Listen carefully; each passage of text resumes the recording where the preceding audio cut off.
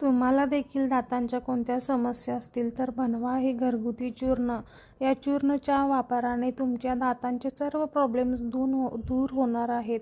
तर बघा, ही पावडर जी बनवण्यासाठी मी इथं 1 चमचा जे आहे ते सोडा घेतलेला आहे, 1 चमचा जे आहे ते सेंधा नमक घेतलेलं आहे, 1 चिमूटभर हळद, 2-3 दालचिनी आणि 10 ते 12 मी लवंग घेतलेले आहेत. याचा फुल व्हिडिओ आणि ऑल डिटेल जे आहेत ते मी आपल्या यूट्यूब चॅनलवरती अपलोड केलेले आहेत. तुम्ही जाऊन नक्की चेक करा आणि आपल्या चॅनलला देखील नक्की सबस्क्राईब करा. त्यानंतर हे सगळं साहित्य जे आहे ते मी मिक्सरमध्ये बारीक करून घेत आहे.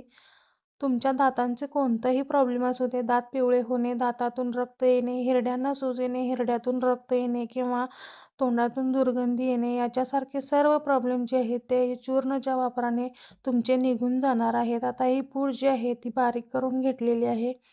आता मी एका गाळणीच्या साहाय्याने हे छान असं चाळून घेणार आहे, जेणेकरून यातील मोठं जे राहिलेले आहे ते खर बाजूला होईल आणि आपल्याला छान अशी पावडर भेटेल. तर अशा पद्धतीनं आपल्याला ही पावडर भेटलेली आहे. आता तुम्ही आठवड्यातून 2 ते 3दा जसं तुम्ही नॉर्मली ब्रश करता त्या पद्धतीनं या चूर्णाचा यूज करायचा आहे. नक्की करून पहा. Thank you.